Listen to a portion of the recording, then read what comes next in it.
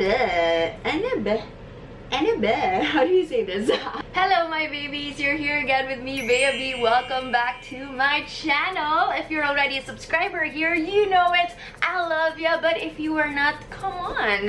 What are you waiting for? This? Okay, let's do it then. You guys know that I'm super biased when it comes to New Balance, and recently I've been going a little bit quirkier with my fashion, so it should be no surprise that I picked up these Santis New Balance 990 V3 in raw amethyst and navy. I just like to call these my amethysts. Precious like amethysts and other sparkly things. So just a little background, maybe you guys are familiar with New Balance, but you're not exactly sure who Teddy Santis is. He's actually the founder of Amy Leon d'Or. You might have heard this name around. You have your ALDs. And he's also the creative director of New Balance's Made in the USA line last 2021 or last year. This is my personal pick of the 16 designs though, because of the colors and the overall feel. Ayan, I don't really want to go too close up because I kut-kuted my nose and something's wrong with it right now, so I'm just gonna try to back away from the camera. These shoes are around 13,500 pesos retail in New Balance stores here in the Philippines. But if I've learned anything from the past releases, I really wanted the red ones, but they did not bring in size 7 men's. 8 was the smallest, or was it 7.5? So just in case they don't bring in the small sizes again, I actually had my friend Mai from Canada buy this for me there and fly them in here. So thank you so much. Shout out to Mai, you the best, you the best. Safe to say guys, I am so much in love with these shoes, so let's break it down. But before we get to that kind of breakdown, I just have to show you the broken down box because I am already so sure that I'm keeping these. So I do tend to fold my boxes and hide them away, but you would see that it is a blue box and the cover has this giant New Balance logo on it in white and blue. If you notice over here, I don't know if you do, but I destroyed it. I kind of sprayed my shoes with rain and stain repellent. Shout out to Crep Protect, one of the absolute best.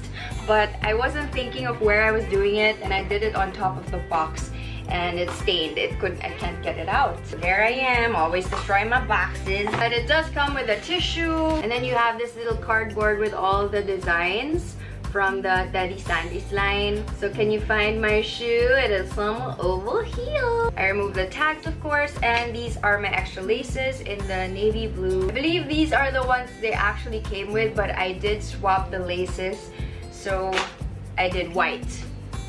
Bam! Anyway, on the side, you would see that I got my usual size 7 men's. If it's your first time here, I just have to tell you that I am a size 8 women's.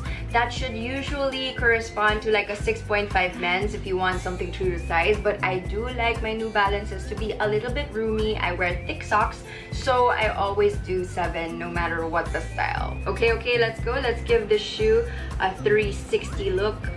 Bam! Look at that. Outer. Look at the inner side of the shoe. And the back.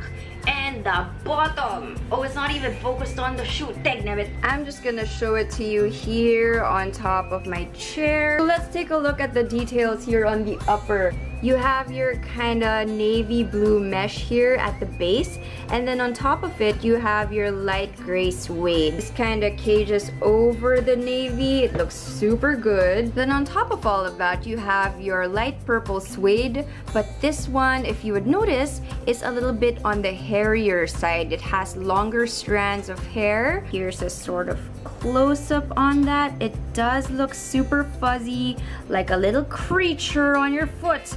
I like it. The hairs are pretty long, which to me makes the shoe look a little bit more eccentric looking than your regular dad shoe. The Teddy Santis, they all are like neutral and a bit, you know, a bit repetitive. This was like a bam, a wow. But I think that's the reason why I connect to these the most, style-wise. They pair well with all of my kookier outfits when I want to be more playful. And if the purple is not enough, you have this giant N in orange or kind of reddish orange, and it really popped. You have the same color for the 990 here on the side. It's the same also for the tongue here if you look at the logo, and it's also the same for the back logo, this little guy. Then when you remove your foot from the shoe, there's like a joy in it as well, because even the insole is like this red orange color, and it's so cool. Those are just some super fun details that I think are a really nice touch. Then we can take a look at the bottom of the shoe, which is this kind of cream off-white kind of color.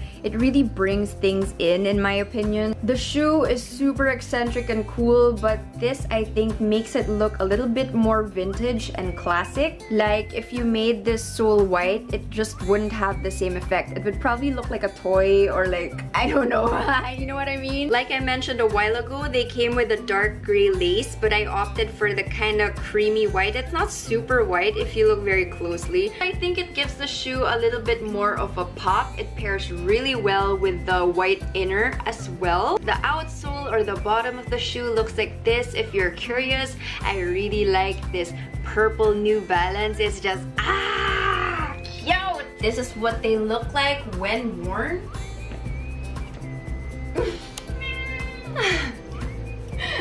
What do you have to say? You want to go out?